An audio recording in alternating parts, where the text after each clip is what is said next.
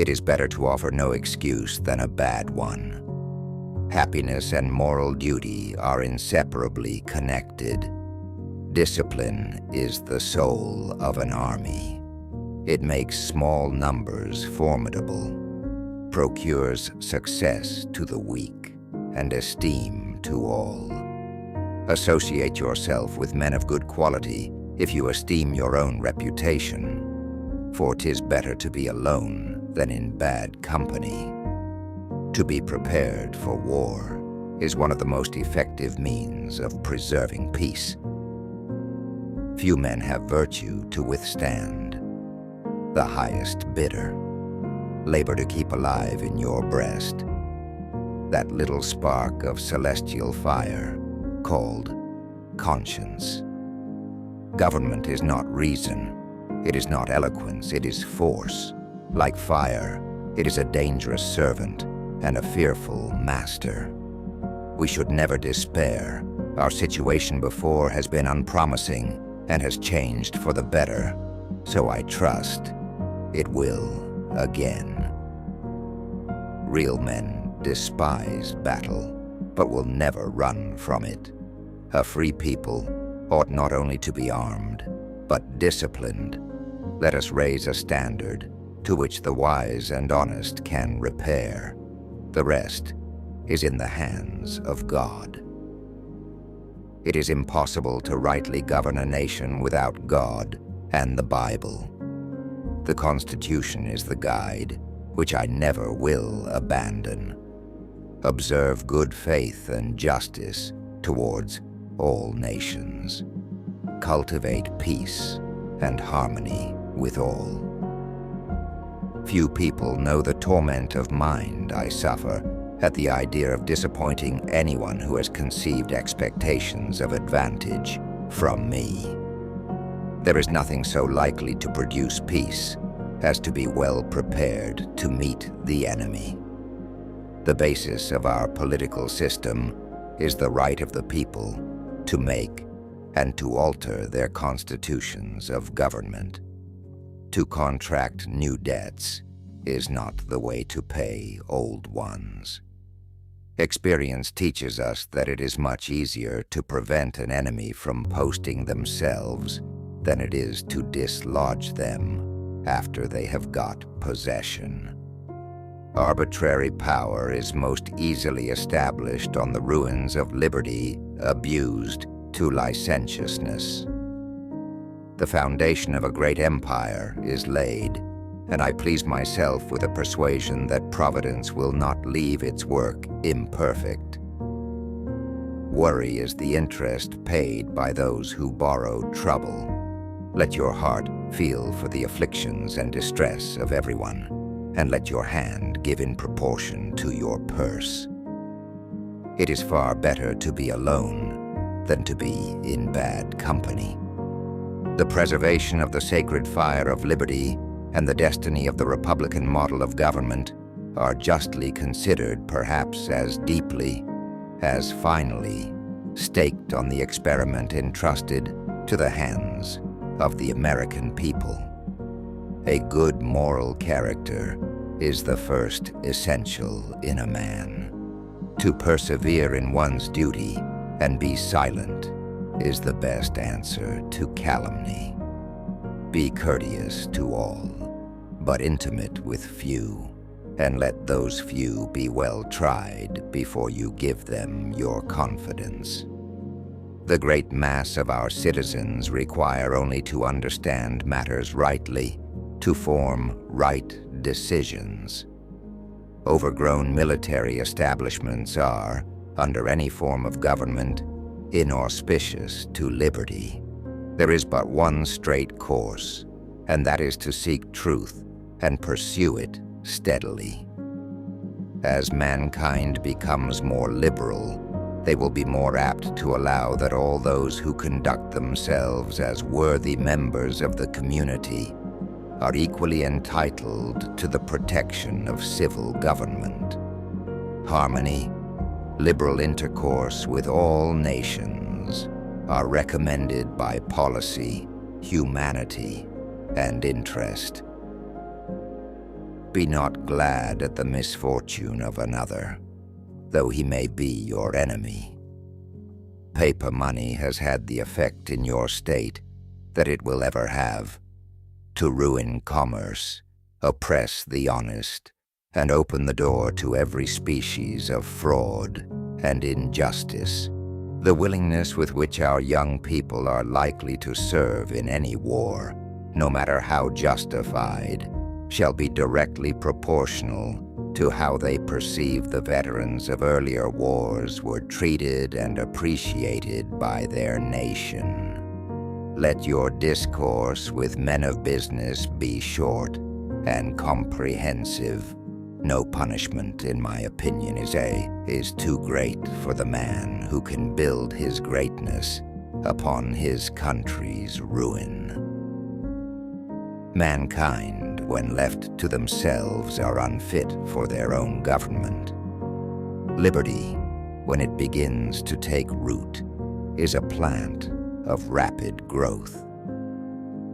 The necessity of procuring good intelligence is apparent and need not be further urged. Reason and experience both forbid us to expect that national morality can prevail in exclusion of religious principles. The power under the Constitution will always be in the people. There is a natural and necessary progression from the extreme of anarchy to the extreme of tyranny. Let us therefore animate and encourage each other and show the whole world that a freeman contending for liberty on his own ground is superior to any slavish mercenary on earth. Laws made by common consent must not be trampled on by individuals. I can only say that there is not a man living who wishes more sincerely than I do to see a plan adopted for the abolition of slavery. I hope I shall possess firmness and virtue enough to maintain what I consider the most enviable of all titles, the character of an honest man. There is nothing which can better deserve our patronage than the promotion of science and literature. In politics, as in philosophy, my tenets are few and simple. The leading one is the Constitution. In the execution of such a plan, nothing is more essential than that permanent, inviolable faith and confidence, which is the best cement of all institutions. I conceive a knowledge of books is the basis upon which other knowledge is to be built. To anticipate and prevent the miseries which are coming upon the people under the system of fraud is a duty incumbent upon every man. The administration of justice is the firmest pillar of government. Every post is honorable in which a man can serve his country. Peace and friendship with all mankind is our wisest policy. Gentlemen, you will permit me to put on my spectacles, for I have not only grown gray, but almost blind in the service of my country. Be not troubled about what cannot be cured. Nothing is more harmful to the service than the neglect of discipline. It is substantially true that virtue or morality is a necessary spring of popular government. Let us with caution indulge the supposition that morality can be maintained without religion. Promote, then, as an object of primary importance, institutions for the general diffusion of knowledge. The nation which indulges towards another an habitual hatred or an habitual fondness is in some degree a slave. Few men have virtue to withstand the highest bidder. War, an act of violence whose object is to constrain the enemy, to accomplish our will. The art of war is to subdue the enemy without fighting. Against the insidious wiles of foreign influence, I conjure you to believe me, fellow citizens, The jealousy of a free people ought to be constantly awake. Nothing can be more hurtful to the service than the neglect of discipline. A government is like fire, a handy servant, but a dangerous master. The tumultuous populace of large cities are ever to be dreaded.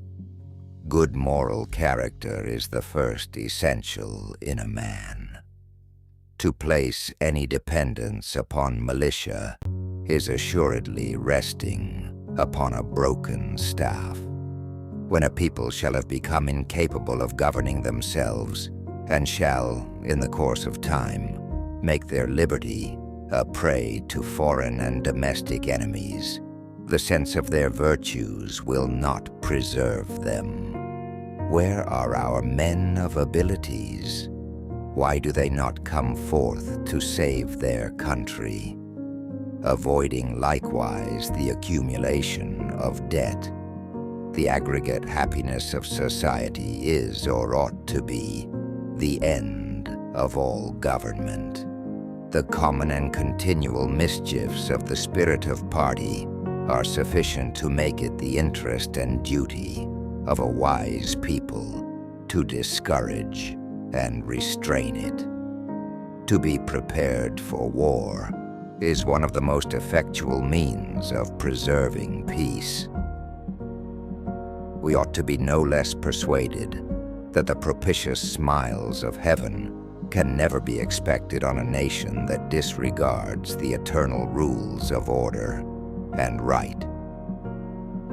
Your love of liberty, your respect for the laws, your habits of industry, and your practice of the moral and religious obligations are the strongest claims to national and individual happiness. No man can be justified in committing treason against his own country. We have probably had too good an opinion of human nature.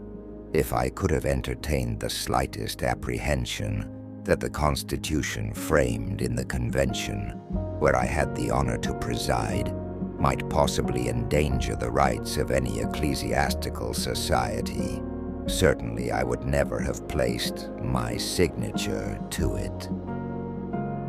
I have always considered marriage as the most interesting event of one's life. I shall never settle for anything less than the full protection of our nation's independence. Much indeed to be regretted are those early measures of division which ought to have been avoided. The influence of arms is apt to change the nature of human institutions. Human happiness and moral duty are inseparably connected. Let it be remembered that it can never be the interest of a society to see its laws trampled upon with impunity. Nothing is a greater stranger to my breast, or a sin that my heart abhors. Real men despise battle, but will never run from it. Let your conversation be without malice or envy, for it is a sign of a tranquil and commendable spirit. The best and only safe road to honor, glory, and true dignity is justice. We should not look back unless it is to derive useful lessons from past errors. To err is natural. To rectify error is glory. Liberty, when it begins to take root, is a plant of rapid growth. The harder the conflict, the greater the triumph. There is nothing which can better deserve our patronage than the promotion of science and literature. Few men have virtue to withstand the highest bidder. I can only say that there is not a man living who wishes more sincerely than I do to see a plan adopted for the abolition of slavery. Let us raise a standard to which the wise and honest can repair.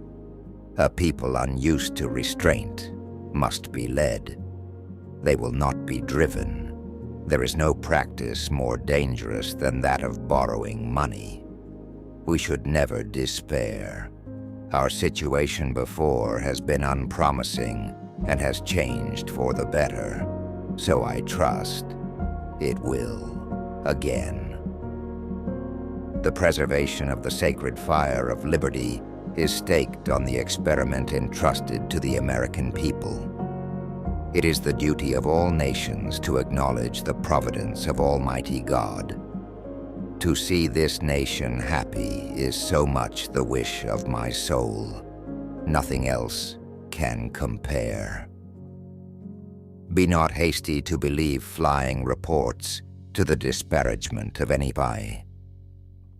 The consciousness of having discharged that duty which we owe to our country is superior to all other considerations. My first wish is to see this plague of mankind, war, banished from the earth. Someday, following the example of the United States of America, there will be a United States of Europe. It is better to be alone than in bad company.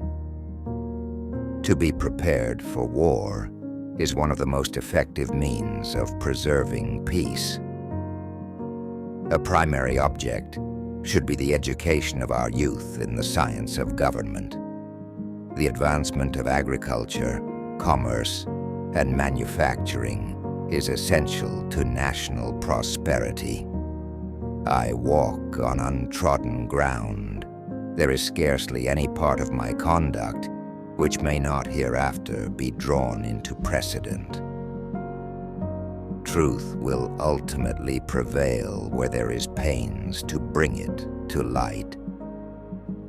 It is well known that I entertain no prejudices myself to any particular sect. My movements to the chair of government will be accompanied by feelings not unlike those of a culprit who is going to the place of his execution. Liberty, when it begins to take root, is a plant of rapid growth. No man can be justified in committing treason against his own country. The future of this nation depends on the education of its citizens.